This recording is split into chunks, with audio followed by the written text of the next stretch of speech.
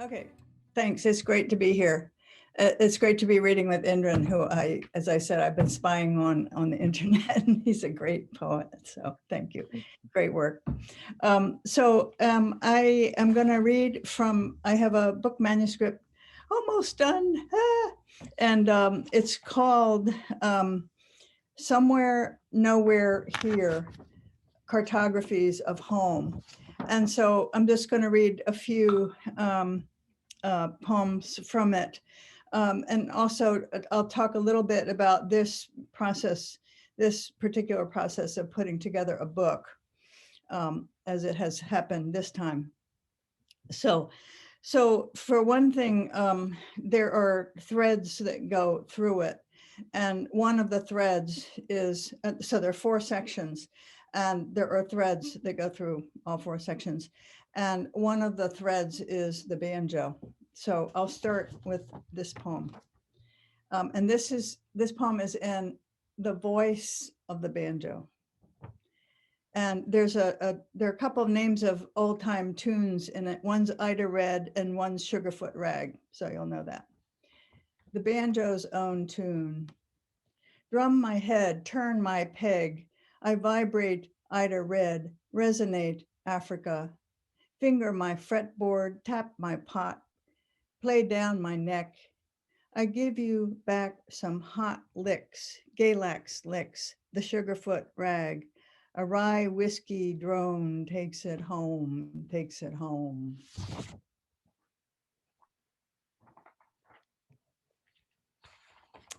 And then, of course, we have some pandemic poems. And this is called Walking to the Post Office, Year of the Plague, 2020. Walking down parched streets on Meridian, the service berries are dead. You've donned mask and plastic gloves. You pass the shuttered wine shop, shuttered library, shuttered eatery, empty byway. The past is gone, the future lost, like a letter in the mail. We're stalled at a long caesura.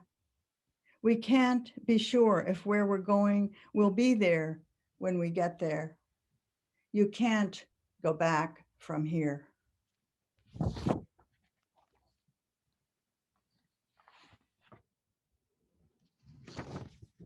And this is Nowhere. Annie Elbers said, you can go anywhere from anywhere. But when I'm out of here, gone, where will Ellen Mandelbaum go, whose words I've sucked into my bones? What happens to May Sarton, her flowers and solitude, to Marguerite Duras, her lover? For God's sakes, what of memories of love, of silly chatter and sisters? What of indigo dawns, the rasp of jays, roadwork only I can see from my house? My house itself, the painted walls and windows, grandma's blue cushion put just so, where will it go? Where's the Rand McNally for this? Love is like light everywhere on some days. Pages loosen, fall out of books, bookmarks marking my place scatter until everything has gone. To where? To nowhere?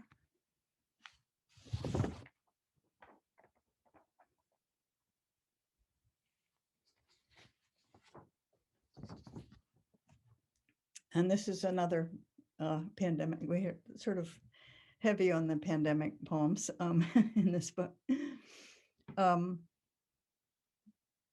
So what I'm trying to do is to make, very personal, but also bring in the outside world. So at the same time, so this is called Book of Changes. Past disasters, silver spoons, jugs and bowls of Pompeii, its frescoes portraying Volcanus, god of fire, or Europe's flea-bitten bubonic plague, which wasted worlds of illuminated manuscripts, silenced Hildegard's canticles, cleared the air for the Medicis, Cellini's worked gold, the raised obelisks of Rome, lithographed maps, cathedrals. We imagine the ruins of the past into our own dying world. What can we do? Our songbirds are dying. The orcas, powerful beauties breaching and plying the sailish sea, are starving. And our own plague visiting house to house, partying with our fate, adding to police murders, children kept in cages. I consult the I Ching. In danger, all that counts is carrying out all that needs to be done. Begin by making the bed. Wash the body. Wash dishes. Do your art. Put in the time. Put out the garbage. Protest. Help the neighbors. Water the plants.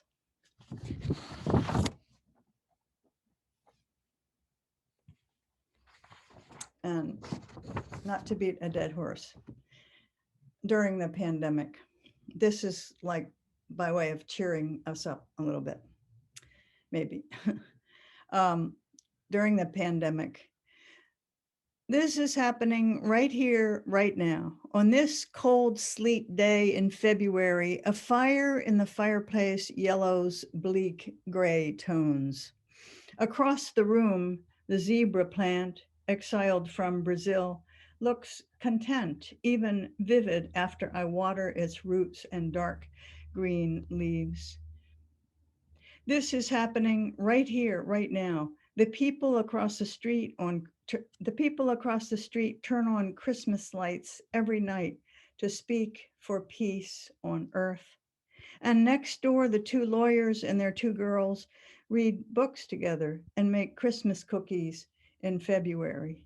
This is happening, I swear, right now. Poetry readings, cello concerts on Zoom every evening.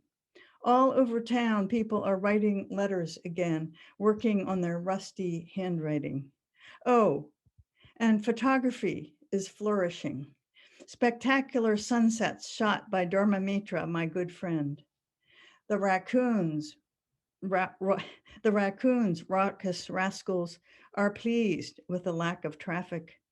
The poets are composing, the painters are painting, the children are having pillow fights, and the lovers too pitch pillows between kisses. The yoginis, meanwhile, have perfected downward facing dog. The dogs could not be more pleased, their masters ever home. Yes, there is sickness, cruelty also, chronic crying, grief, anxiety, and yes, the rent is due. But happening right here, right now, the hellebores are blooming purple. The osoberry can hardly wait for spring.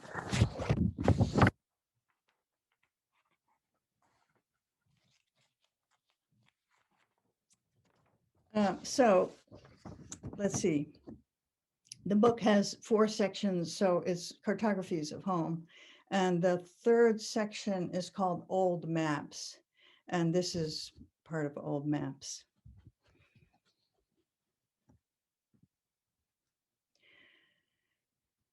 Learning old time banjo. Custodians with rusted keys keep the carved box locked that holds the creak of hickory in the wind or rocking chairs. Whatever came out with the gnats and fireflies on long summer evenings put rotting logs in the air, the smell of Cripple Creek and moonshine and old Molly Hare's cigar. The twang of rusted strings drift into sagging porches where God only knows who kissed whose cherry lips over all those years. I drink in moonlight parsed by oak leaves. Once on my way back from the outhouse, an owl brushed my face like some sort of night angel, its long note a minor key. I stood there like a pause between tunes, like my time had come. But then the other insomniac in the house began thumping on his banjo skin head. I started in again, clogging in perfect time. All I could think was time drawing near. But the beat was syncopate, and I knew my time was not come. Nor is Africa a library catalog with drawers for drum beats or masks or mystical ancestors. With each downbeat, the keening of the drone. Playing shoes and stockings is like drawing taffy from the deep past, sweet. Say some old man leaves behind the broken bits of his fiddle, pegs and screws, neck, bridge, button and tailpiece, chin rest, side rib, peg box, fingerboard, F-hole and gut strings, and say the only tune that it could play was drunken hiccups. Pluck and knock, and at the end of a long night, the ringing silence.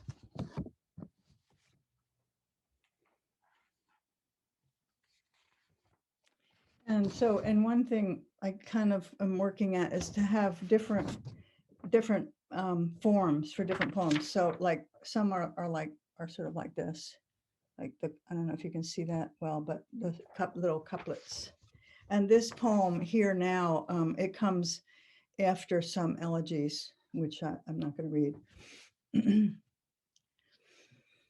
Here now, morning is a country of quiet light, a grotto that shuts out disaster, climate doom, fascism's nearby drone. Here now, nothing festers. August asters get ready to bloom. Bees buzz the blue-eyed grass. It will come my turn to return to bugs and dust, but not today, not on this green day.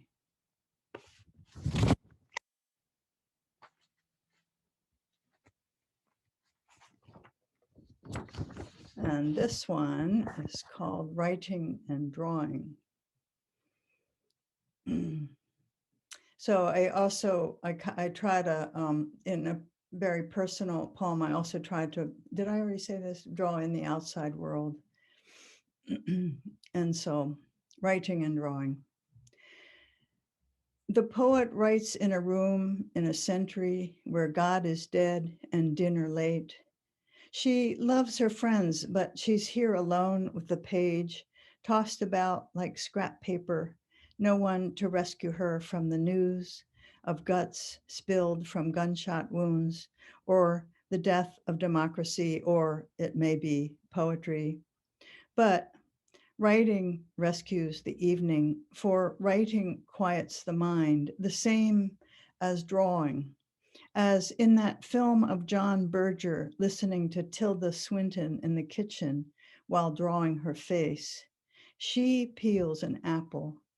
They speak of fathers not speaking, of what they know of war, how long it takes for a soldier, once he has been shot dead, to die.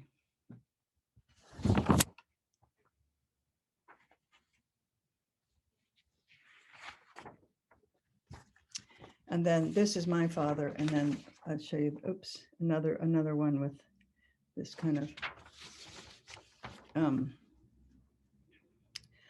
August garden. I think I need some water. August garden. You sit, and here's your father, his face tangled in spider webs crossing the path. He doesn't mind the sticky webs. Like a likely a furrow spider, his old voice says. I have to admire them, you say in his voice, so busy to reweave their web whacked to bits. You're back in the garden of childhood. Beside you, the birch discourses on sun and water. Father doesn't hear being deaf and also dead, farm chores finally done. He seeks to amaze the woodbine, the wild ginger, on the music of prime numbers.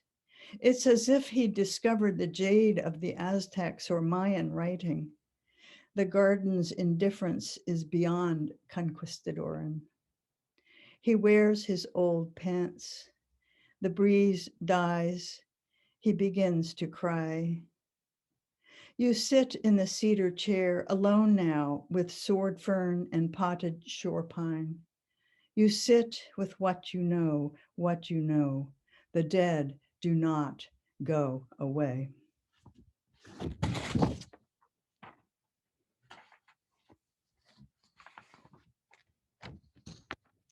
And this is why some poems never get written. It also it has a different shape, kind of. Oops, let's see, long and narrow.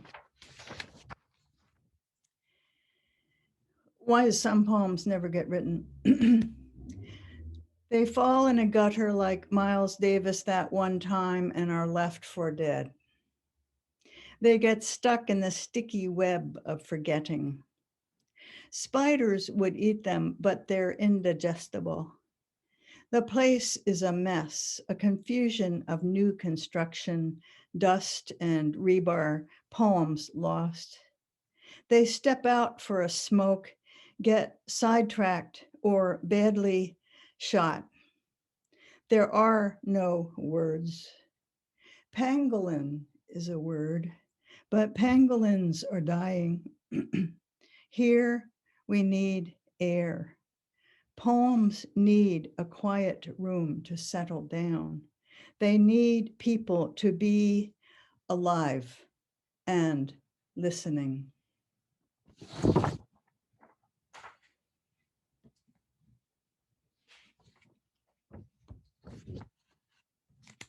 And this is, and then, so let's see. So there are 4 sections. The first is arriving. The second is where I have been.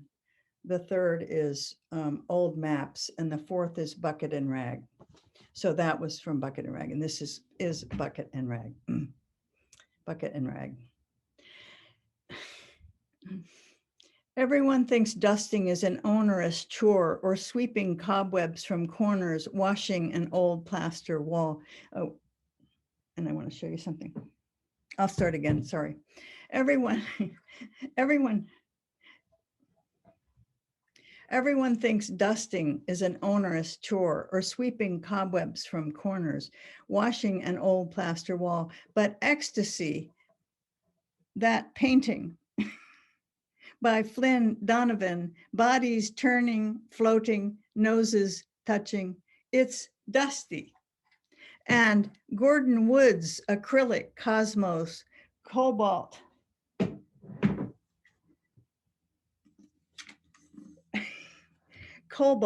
and vermilion, stars and quarks, takes on crud. Who would snoot Hercules' task of cleaning the Augean stables, or the job of scrubbing the kitchen floor with bucket and rag on hands and knees? The sticky, stepped-on raisins, disgusting squashed peas, old stove grease, a dried noodle, crumbs, ants. People think dirt and dog fur beneath them, that it's more important to talk on the phone. I think of that Guan Yin figure in the Asian Art Museum, seated, life-sized, wood-carved. One hand touches the floor, steadfastness. The other is raised in blessing. I believe her tranquility comes from having just cleaned out every cupboard, having just rinsed and dried every cup, every plate.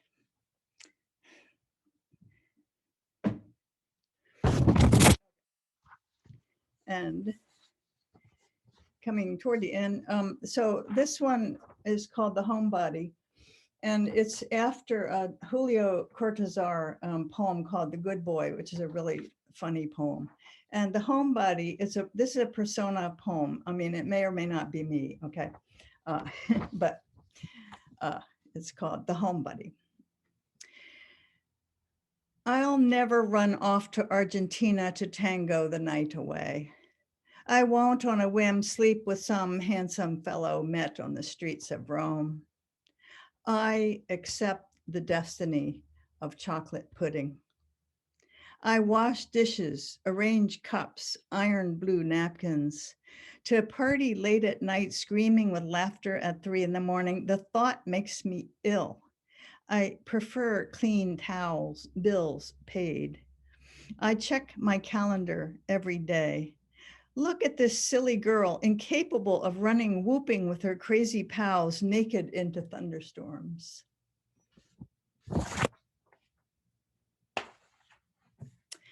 And then I have two more. And so my idea for this book is, well, I had the title first, which is pretty miraculous. I mean, I love the title.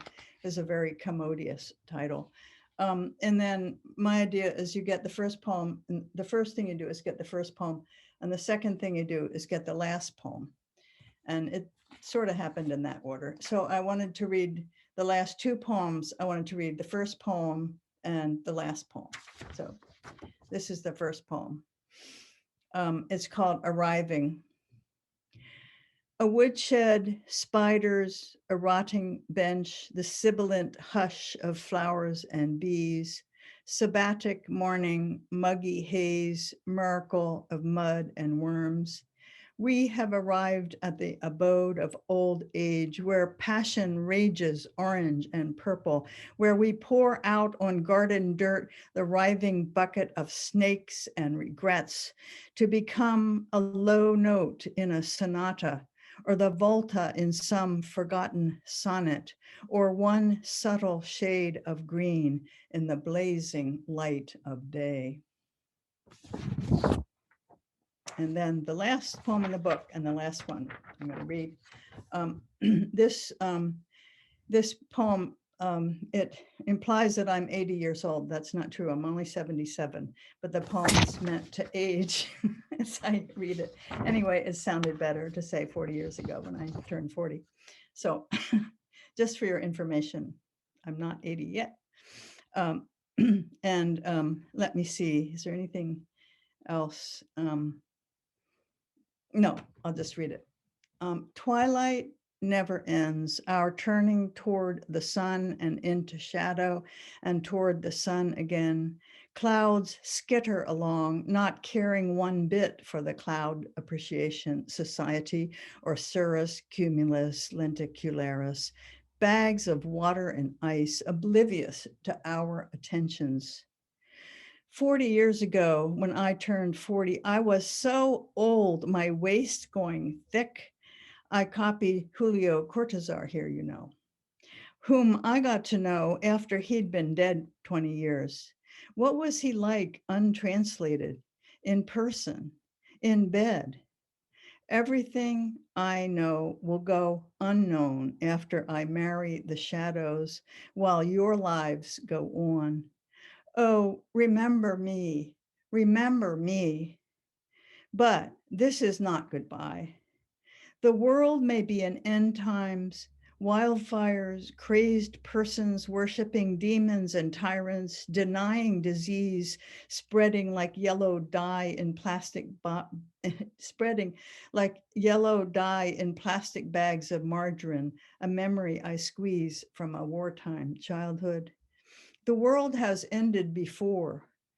Spanish flu, Black Death, Krakatoa, Katrina. So here's a drop of hope. Sunlight and green pears and Thelonious. We ourselves making poems, making paintings, making dinner, dancing, collapsing in laughter, making love.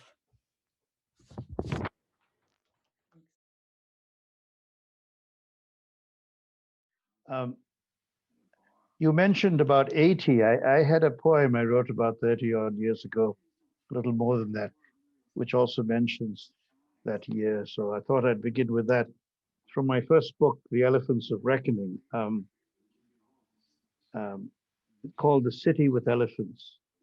The elephants of reckoning are bunches of scruff men and women picking up thrown out antennae from the rubbish bins of the city, to fix on their tubular bells and horn about by oil can fires in the freezing midnight of the old New Year.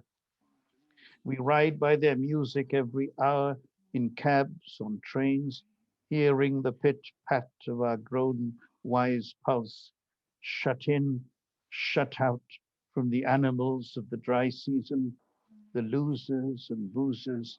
We must not admit our rise into the courtyard, the whimsy of chance and our other excuses, dollars in pocket. To write beautiful songs is all I ask God, to do right with friends and love a woman and live to 80. Have people listen to the story of my trip to America. The elephants of reckoning are beaten and hungry and walk their solitary horrors out every sunrise, slurping coffee bought with change, while in some houses, freedom bound lovers embrace late and read Tagore about the people working underneath the falling of empires. There's somebody speaking in the background there. If you could silence your, put yourselves on mute, that Everybody should would be help. on mute except for Indran. Thank you. Good evening. This is somebody.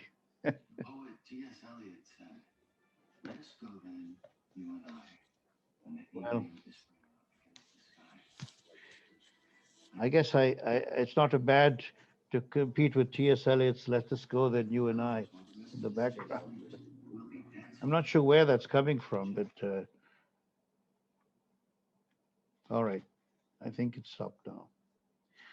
I'll move to a different book now, Uncivil War.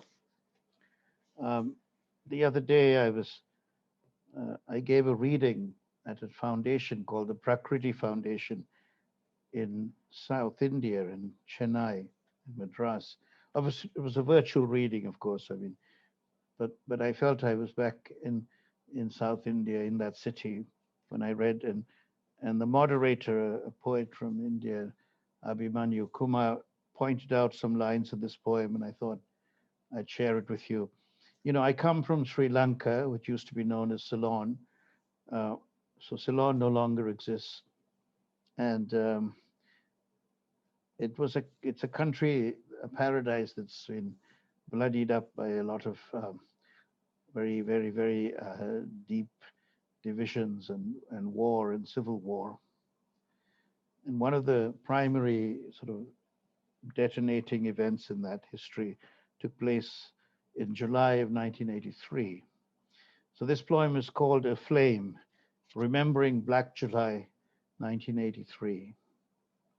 What is a poem to a man hiding in the cellar of his neighbor's house, breathing the way his hostess spices lentils and mutton, while son and daughter keep quiet, not one word aloud in the mother tongue, and wife strokes her neck, the golden wings of her thali, and across the lane a mob, ruffians, Tonton Makut, lynch squad, a few holy men, politicians in white varieties, light rage and sow pestilence in summer fires that turn houses to foundation stones and stoke residents out to shelter at neighbors, St. Peter's College, the police station near Bambalapitia Flats, before 3 days' voyage on a ship hungry to Kankasanture, where soldiers have been swinging cricket bats and teenage boys have stopped playing cricket,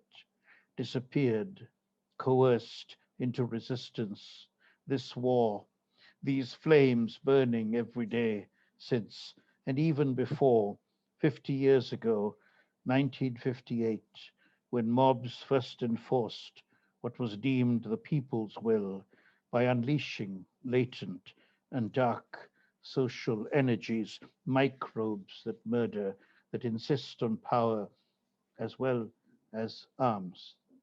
That's spelled ALMS, that circulate in the body politic and can only be diffused, diverted, distracted, educated, burned out of existence, so Ceylon may take a bow, step out of retirement, save the side with sixes, and at the victory party speak of boar and partridge, gotukola and other medicinal greens, traits of the Veda, and how good neighbors gave food, gave shelter, denied the Gundas. The Gundas are the thugs, the vandals who came to burn the Tamil homes and businesses, and some of the Tamils found shelter in their neighbor Sinhalese neighbors' homes. And that week, which we know as back July, led to the emigration, refugees going to Canada, to Europe, and it led to the war, the civil war between the Tamil Tigers and the government. One result of that war in this poem, Fire Department. Where is your village? Burning. Where is your village? Mined fields. Where is your village? Blasted in crossfire, wounded under jungle trees. Where is your village? Running across marshes, shot in the back. Where is your village? Waving white flags, frisked, registered, supervised in a camp. Where is your village? Blowing up army friskers, other villages. Where is your village? Toronto, Berlin, Tamil Nadu. Where is your village? Madagascar as option has not been discussed. Where is your village? Hasta la vista, special envoy. Where is your village? Burning. Um, they say that the biggest, the most profound migration was from the north, and for us from the Tamil kingdoms of Jaffna and the Jaffna Peninsula down to the capital, to Colombo in the south. Even bigger than the movement from Colombo to London, for example, or to the United States or to Canada. But anyway, migration has been the theme of my poetry and my life. The poetry of migration, Ramanujan called it when he described in the first book. And I've always been very close to that term. And then I move now to a book which I hope you will look for. It's called Coconuts on Mars. It's easy to find. It's published by Paperwall Publishers in India. And they have a very nice gimmick. They don't charge for the postage. So if you do get the book from them, they'll be very happy. And I won't see any royalties, not to worry, but they will be very happy. And I'm happy that you'll have this book. It's called Coconuts on Mars, and I'll read a couple of poems from it. A locket.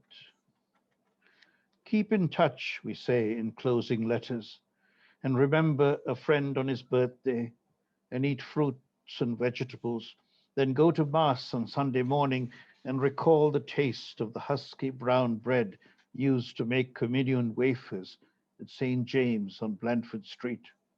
Then remember in turn the City of London before Britons turned to focus on accumulating shares and celebrating in wine shops days of fish and chips, eels and bangers, of liming on the weekend to Lord's after walking the week from Bicknell Mansions via Gloucester Place over to Baker Street, landing eventually at St. Vincent's Primary, where some of my ladders got first put up to the wall. Miss Burns, red-haired and frolicked in a short to medium skirt. She must have been my first love, although I had served already as altar boy in Ceylon and read religion with an eye for the prize, which in turn attracted the eye of another redhead, her classmate this time, Pauline Lamb. I hope she does not mind this mention. Wherever you are, my dear, I will send this poem to a journal in England, just to increase any chance of finding you again. The identical blue anoraks we wore back then, the pink locket you left in my pocket. So I was about 11 years old at the time, but that pink locket stays with me. And it's the gift you get back, from your fellow, your companion, and it's a and that gift, without it, the poetry will not uh, be realized. Um, I'm feeling always nostalgic when I read poems, so I'm not quite sure which poem to read next. But here's one called "On the Other Side." You remember the blue and white cups bought at Target, in which my coffee is served today in Haiti. I did not envision attachment then to everyday china, not stone or willowware or filigreed in gold, but ordinary made in China coffee cups, chipped, stained by 500 days and counting of waking up in the house on a hill, looking over the valley, airport in the distance, blue sea beyond, and you on the other side of all the islands. Um, I've been an islander all my life, from Ceylon to England to Manhattan, um, and love is always on the other side of all the islands, it seems. Here's one called Domestic and Foreign Affairs, about my mother. My mother wishes to travel to Honolulu, to Lourdes, and London, to Colombo. She wants to make the trip back. At 79, her mind has begun to fly, and we, her passengers, are to cancel the obligations of our current lives, gather funds, hire the most plaintive singer, throw a party finer, more complex than any other, to be remembered in poetry, or we can retire or take extended leave to care for a family member. The means are in our hands, dear brother, fellow diplomat, as you prepare to serve your country again abroad. Do not forget the domestic issue, the mother.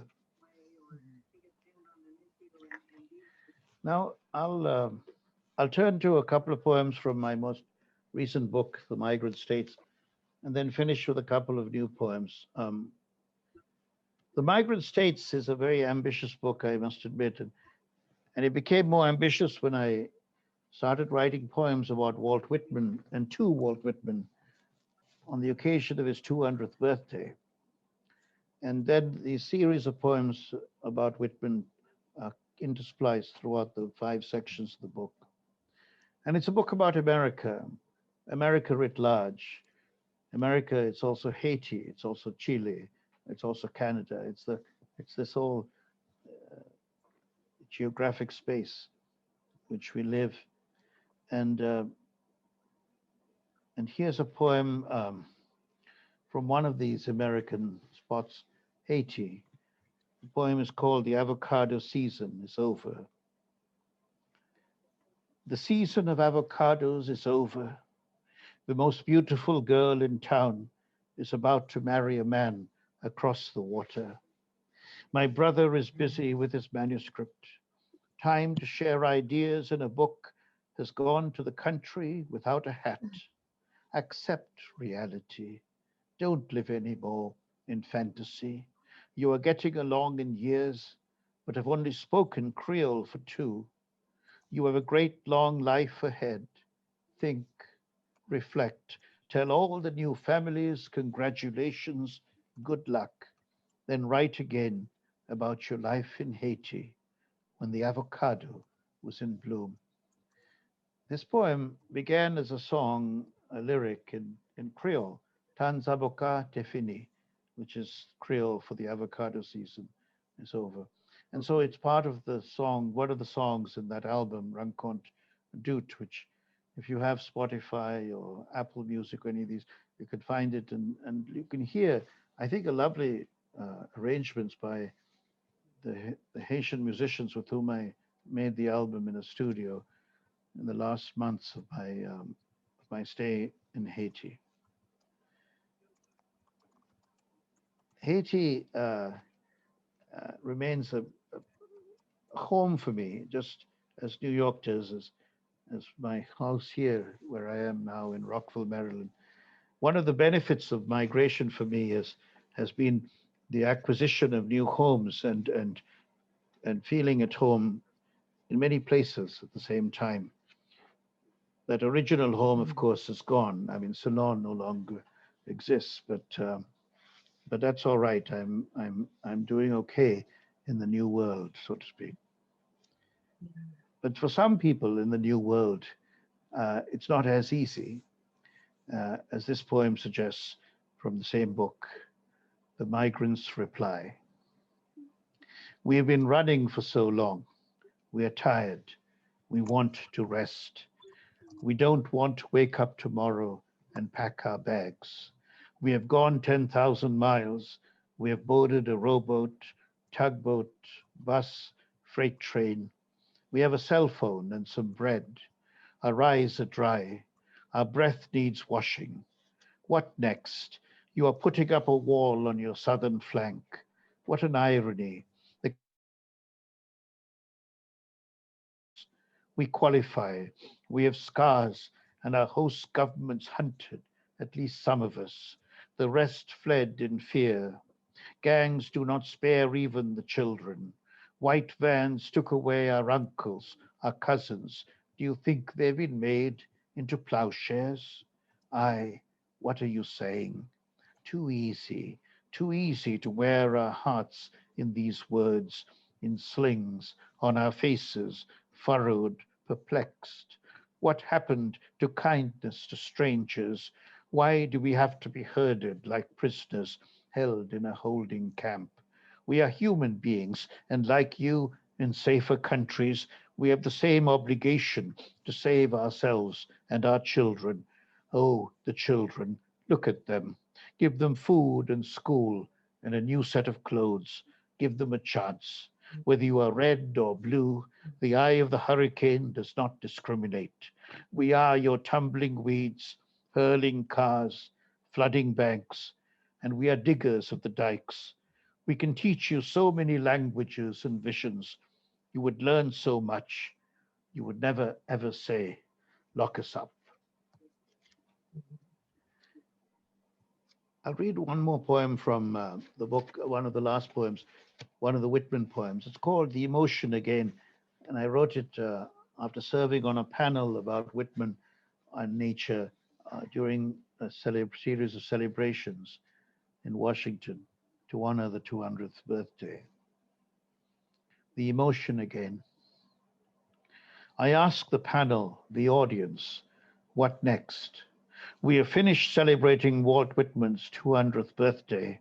Who will lead us into the next century? Do we find the driver in our own batteries, energy coursing through cells from foods we eat for body and mind? Like this delicious feast, finished now, 10 days at summer's beginning to honor the founder of our Republic of Letters. Not the first, but the most expansive American, who stretched his imagination to encompass the continent and traveled beyond to India, to the moon, sun, and stars, into the interior constellations in a leaf of grass. Walt Whitman, we do not want the party to end.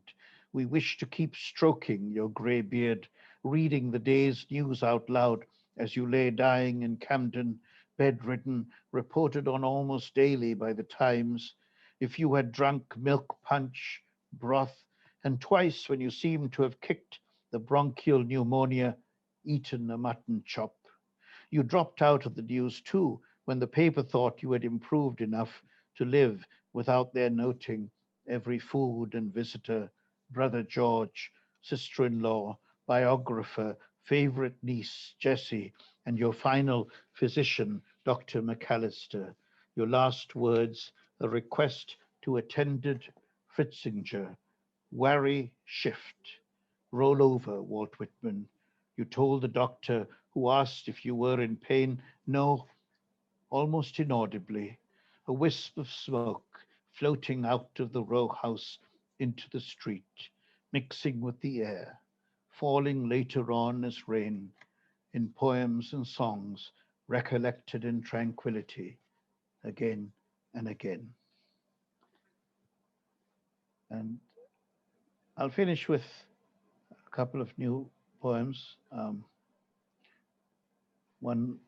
I'm a fairly obsessive writer, so I write often. And I'll share a poem written today and then finish with two others, uh, also from the recent period. The last one of which is written in tribute to Adam Zaminsad, a great writer, a dear friend who passed away now 3 years ago. But his passing, uh, I, I noted only recently. Rhyming still. The easy rhyme jolted me. I did not expect the contemporary poets. I did not expect the contemporary poet to fall back to cradle, lullaby, swing song, soothing kiss of lips on forehead, breeze of words humming in the ear. I did not expect this as I have sailed on street and in media about, as I've railed on street and in media about dominion of prose, or rather calling poetry what winds across the page, subject, verb to object. I repeat, what pleasure to hear the poet's gentle chimes, his return to where the game starts when you say to your child, God's in his heaven and the world's all right. Sleep tight. And this persona poem, Blue End. You wanted to say goodbye and I to say hello. So I traveled to the city and you picked me up at the airport and dropped me at my hotel where we kissed and cuddled and then stepped out to visit old haunts, to eat a generous meal at lunch with lots of chips and guacamole and peppers. I remember there were play horses in the lobby, displaced from a merry-go-round, and a wishing well in the garden. A lovely respite from the daily labor. But I was on holiday, and you had taken the week off to say goodbye. I did not know this, of course, dreaming of revival, of a second, a third chance, a miracle of instants. So we climbed up the mountain to its peak, glanced over at the neighboring ones, took photographs of the city below, and remembered Sunday strolls when we first came up these slopes. And you gave me those small tart oranges from your front garden, the stews you prepared while I wrote you poems. And then I flew abroad and love began to flitter about in other skirts and landscapes until this late attempt, after sweeping years apart into a strong box, deposited in a bank, kept at bay, this visit now before getting into your car to drive back to the airport, drop off at the end of the week, and your rehearsed remarks. This will be the last time I see you. I wish you well. Do not write or call. Goodbye. And then I'll finish with Adam, who really was a dear, dear man, a very contentious man, and a brilliant arguer. You should read his books if you can find them anywhere. Uh, there are 6 novels that were published during his lifetime. And it was a pseudonym, Adam Zaminsad. You told me not to bother about roots, to climb the trunk, to push branches away and reach the uppermost leaves, pointing towards heaven, the infinite. You resisted badgering about age and names. What do they matter, you said. You did not tell me that Adam was a pseudonym, and your American single room rent life a secret adventure where you explored the underbelly and the other side of cities. I did not know your family then, Shant Cottage. You kept so many deaths in a lockbox beneath your beard. I wondered who was this angel with a razor blade and devilishly limber mind haranguing me on a more than 20-block walk through Manhattan during our first encounter. We would enjoy others by sand dunes, driving up the road to La Molina in Lima, your earlier visit to Mexico City. I remember how much you wanted to meet the poor in the center of Santa Fe, not rich suburbanites on the hill, the Loma, where we hosted you. The money I earned as a diplomat brought a fine meal to the table, but you ate seeds instead and sported a body like a rod. You did not want any sign of privilege, no roly-poly belly.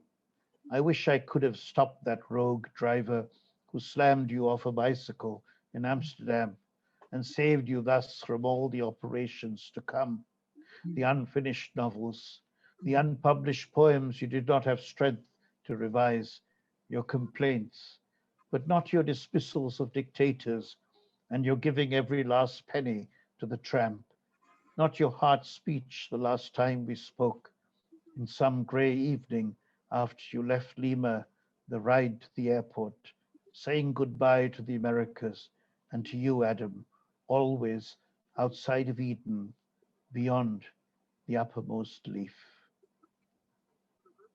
I will stop there. Thank you so much, everyone.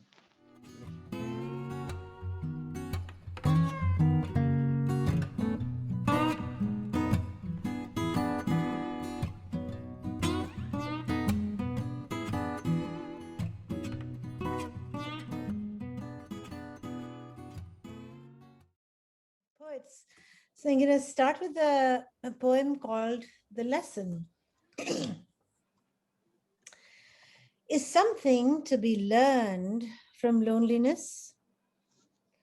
The curve of each day shot across the bough. Do neglected bouquets know that the heart is nothing like a rose? Both tropes so overused it bears repeating, like twin petals of the beat itself. 1, 2, 1, 2, to score music of the four-chambered maze. Close those eyes, their bright windows, to peruse a rhizome, continuous, profuse, subterranean stem. The eye seeping seamlessly into them. Listen, there's a lovely violin to the east. Red neckline of the rising sun, and standing still, still standing. Remnants, relics of the elders. Bay laurel, oak, redwood, manzanita, frozen in a paused narrative, retreating as touch-me-nots into winter, permanent char, staining time's elastic. At 11, the mountains take off their cloud crowns. Lizards belie alliterations of nursery rhymes to do push-ups. Rise and fall, and then the lull. Something breaks and something bends. Where's the learning in all this? I leave the page open for you to guess. So that poem is, it's full of the landscape of where I live, which is in Glen Ellen. And Glen Ellen is a small village, about an hour and a half from San Francisco. And most of it, including my home, burnt down in the fires of 2017. So this landscape of the poem, when I talk about the permanent char, that is the landscape that I live with, that we all live with in our little village that's slowly trying to recover post-wildfire. Can I read another poem? How much time do I have? Yeah, I think so. Okay, all right. So then unless it's 5 pages long. No, it's not. Just kidding. Okay. Well, it's raining, so I'm going to read a short poem, which is a ghazal, which is a traditional form of poetry. This is a ghazal. It's called Rain. Losing count of days. What is the spell, rain? Losing count of days. What a spell, rain. Who knew when it paused, when it fell, rain? Typing up a storm on rooftops, poet without parallel, rain. No wonder this ache seems familiar. Even lost things have a smell, rain. She's turned heads of all the hills. Could it be that gazelle, rain? Naz was drowned out. Sound softly her death knell, rain. So this follows the rhyme scheme. It's a formal rhyme scheme, the ghazal. And I'll just read another poem, which is also the landscape of the Bay Area. It's called Chrysalis. Well, the bucket list fills up, water sings, frogs jump in, skin in the game, a rumor burns your tongue, spring in flames. Resurrection's theme, lilies, a social distancing species, outsourcing copulation to bees, benevolent breezes. And you too, uncoupled from the train of thought, its cranky bogies, on a day like this, when mustard fields are leavened with poppies, above girders locked in cat's cradle, Tamalpais holds a world's blue in place, and sedate slate gray sea, a study in placid fluidity. Cell bars stir volumes on the house of cards, blow by blow, tiny death, while the sky, an unmade bed, spilling silk on a day like this. And if I can just read one last poem so that everyone else can have space. This poem is called Pause. Pause. To take a breath, pause. Lift your finger as needle off seismograph from pulse of apocalypse, charred carcass of a baby kangaroo in mid-flight. To pause, to close weary eyes against the blinding warning signs, ever so briefly, because the heart can only take so much flight, and like a flower, must lean sometimes to the light.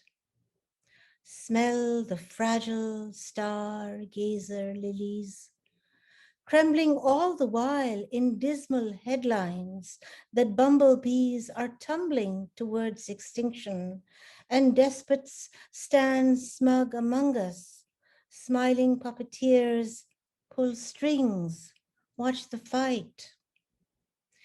If we have indeed the age of the Anthropocene, obscene in unrelenting greed, wrecked the Holy Grail, only planet, cup out of which all must drink or die. Pause, even then, sip, delight.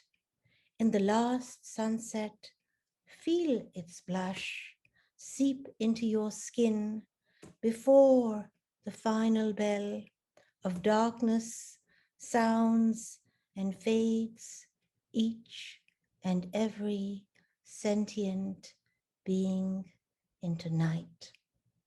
Thank you so much. Thank you. So Priscilla, like you, with shapes of poems, I'm playing with this one for my first book, and I call it Air of Grace, and it's in the shape of a kind of a shoe, although I don't wear high heels anymore. They're just silly and uncomfortable. So Air of Grace. A long walk begs her to unravel the self-imposed and emotional binds of her own expectations, double knotted for security. Pausing, she steps back to look in, eyes closed, returned again to sweet memories of a familiar, soothing peace. Exhaling deep release, she kneels on the path, setting in to untie the messy knots, releasing any desire to name the moment. Attachment changes everything. Standing free to reframe her gait with a clearing inhalation, she perceives a blessedness within and around her as each step in the purely winter air of grace finds her home. Thanks. Thank you, Nicole. Did I read another one? Well, I'm having a hard time saying no. I noticed that, but you know what? I love the expanded national, international community that is Zoom. I went through a Zoom fatigue period. I don't know if any of you have felt that as well. Like here we are in boxes, right? But here we are. And wow. Et puis, Indran, c'était formidable, vos poèmes. Merci, merci bien. Forgetting the rest. We were together, I forget the rest. Walt Whitman. Could you let him out? Thank you. I met my first love on my grandparents' asparagus farm in Sunnyside. Through toddlers' eyes, I'm gonna stand for this. Through toddlers' eyes, their orange, fat, and forgiving Molly cat was my everything. As family lore goes, I'd lug her everywhere. Little arms trying to connect to little hands across her chest. Her head and mine held the same height. Our faces warmed each other's cheeks. Her white mitten back legs dangling like the new carrots plucked from Granny's garden, dragged the floor like the giant Raggedy Ann doll I carried around, now sitting propped in the cedar closet back home in Tiburon. With her fuzzy white belly jutting out, front legs proudly pointed the way.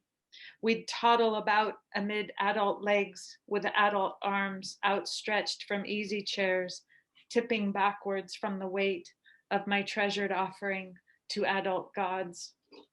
Oh, I lugged Molly Cat. I loved that girl. I forget the rest. Thank you.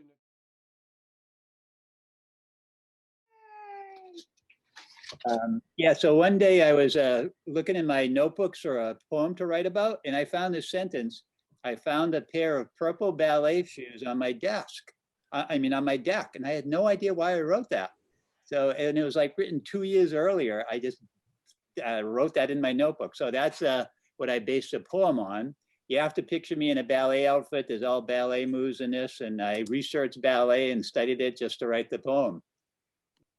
The purple ballet shoes.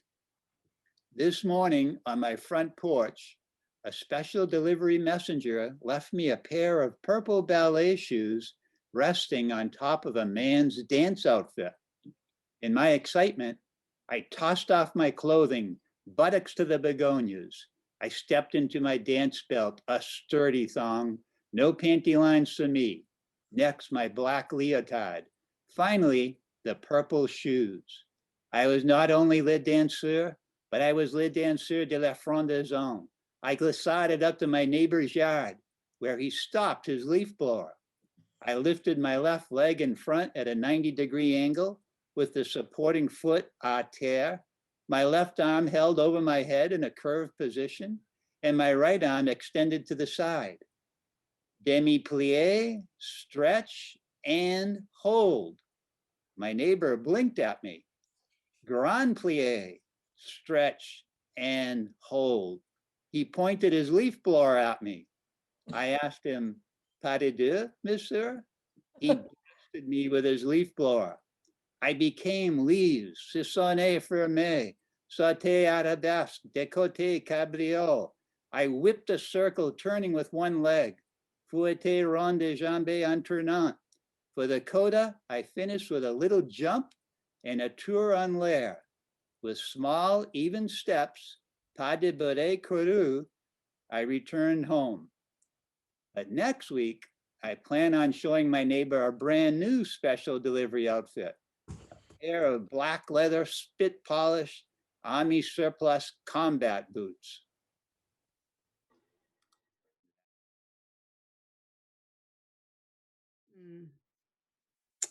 This poem is in honor of my mother, who passed away around this time last year. Darning. Cleaning out my mother's dresser, I find a pair of brown wool socks. She had mended the toes, stitched with black thread, zigzag, looped sticking out like my thick hair she couldn't twist into a ponytail, leaving strands falling onto the nape of my neck. I picture her rummaging through her red tin, frantically searching for brown thread instead of black. I watch her stiffen the limp thread with saliva, pinching it with nimble fingers, bringing the needle eye to the thread. Squinting as if she were painting in a wheat field or near a placid lake, holding her steady brush level to a field or tree, with a sense of urgency to capture the light as it quickly retracts. The red socks they give my mother are dotted with little white hearts, the soles treaded with paw prints. You won't have to worry about falling, Mom. Let's get out of here, she says. We shuffle past the nursing station, the oxygen tubes and poles dragging behind us. Her open gap.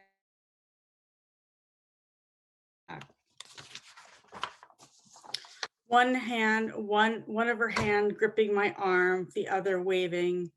She half smiles to the man who just brought her lunch, to the nurse whom she yelled at in the bathroom of her room. I tightly grab her still strong hands into mine, and slowly we move from room to room, only to return to her own room, which to both of us is as far away as the moon. Thank you. I'm muted. Hi, and I'm just, I'm feeling very nostalgic because, I spent most of my life in England, and my parents actually met in Ceylon. So what was then Ceylon. And I just remember when I was a child, there was always this big maroon book on the bottom shelf of our bookshelves, and it was called Ceylon, Pearl of the East. And I used to read that a lot. So thank you, Indran, for your poetry. So I'm going to read two poems. The first one is a 3-stanza tanka. How it always ends. It was the last time your hands on my throat choked me. Words stayed inside me. Your kiss made me gasp for air. This is how it always ends. In the night I woke, hail bounced off the tiled roof. Leaving our cold bed, I threw open the window, wanting to breathe in the storm. All of a sudden, a 200-year comet streaking through the stars. I almost woke you to watch your death mask pulsing by me.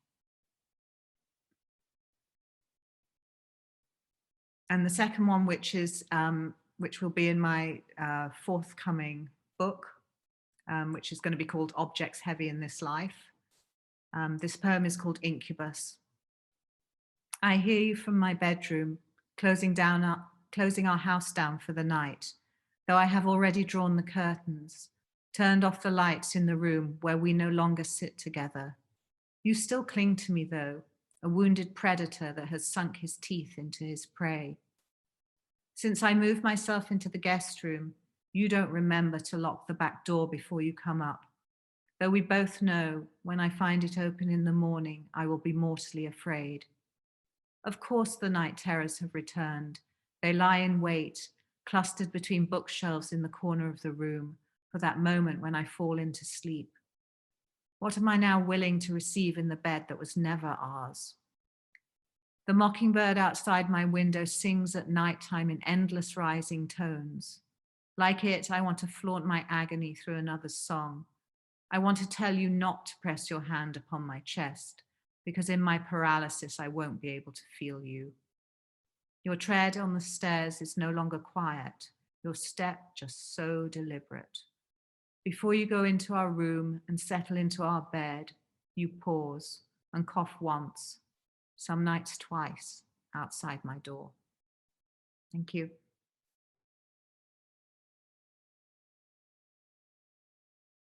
Well, I just got this idea from Indran. I liked your Whitman poems, Indran, and so I remembered I had one in this book. And this is based on a Whitman poem called "A Child Walked Out One Morning." I'm calling this Childhood Sky. When I was 4 in Delaware, I followed my father and sister down the wind-filled blocks of row houses to an empty lot where the strings of kites unraveled in the hands of I watched the shuddering ascent in the marsh azure and felt the inverse of the claustrophobic dark of covered bridges we drove through over the Brandywine River outside of Wilmington. That's Wilmington, Delaware.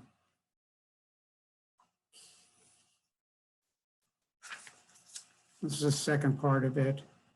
At 20, I was lying on my bed in Cincinnati beneath Wyatt's Christina's World, listening to a Beatles album. I was hearing the nuances of bass and rhythm guitar more clearly than ever before after smoking hash for the first time. I closed my eyes and once again the children flew their kites in springtime blue that had turned warmer. And then I was in a swing lifting toward those heights, up and down and up again.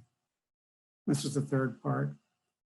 In a North Seattle office, a calm morning voice questions that mid-Atlantic sky, now a corroded whisper amid the babble of laughter and car horns intersecting the cloudy streets.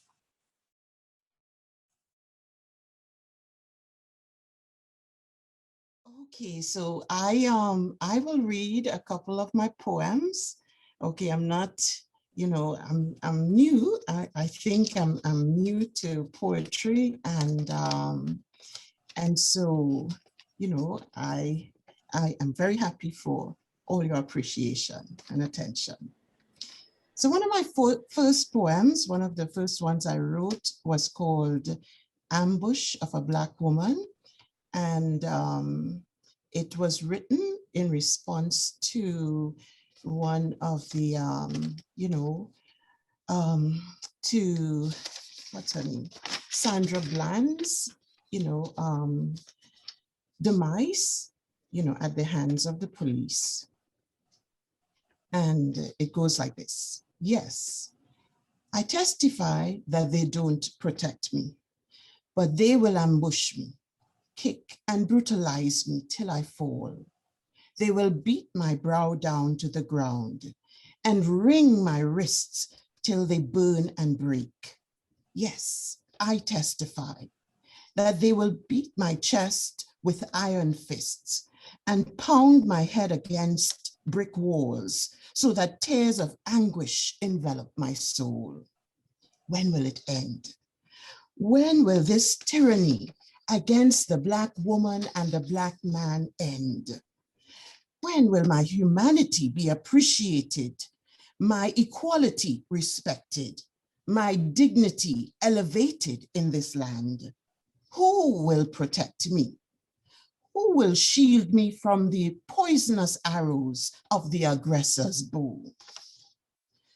When I am afraid because my safety is threatened or compromised, or I am assaulted, violated, and victimized, I call your name. I call your number, emergency. However, all I encounter is your indifference, delay, your refusal to respond and act on my behalf. Hesitation to take up arms in my defense and ensure my complete protection. Negation is your response, denial of even my right to complain of the misdeeds committed against me. You assert that the law does not extend to the margins. It only reaches that far to persecute and exclude women and men like me from the circle of the chosen in our society. Yes. So that's one. That's one that Wendy, would you say that last two lines again because it cut out? Okay. You assert that the law does not extend to the margins. It only reaches that far to persecute and exclude women and men like me from the circle of the chosen of your society. Yes, I testify. So that's one. Muchas gracias. Thank you very much. And on a lighter note, I'll read another one, and it's called Multicultural Babes. These are inheritors of a rich, diverse Black cultural heritage. Sometimes a blessing, sometimes a bother. Cultural links to multiple homelands.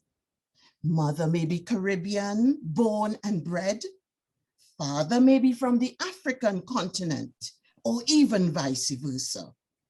Both cultures meet in the home and embrace, creating a melange, a potpourri, or a blend of Blackness, diverse ways of being Black.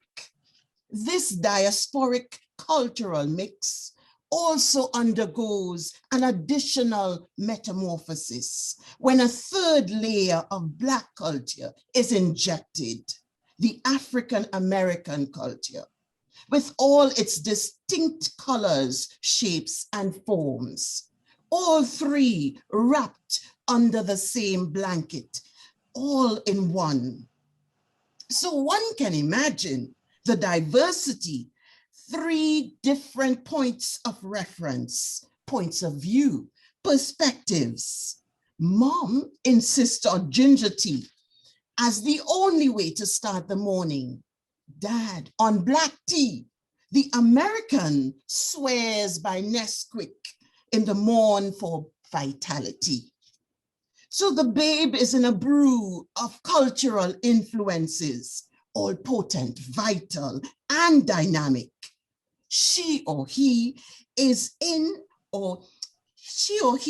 inheritor of a melee of cultural norms, tastes, values, customs, preferences.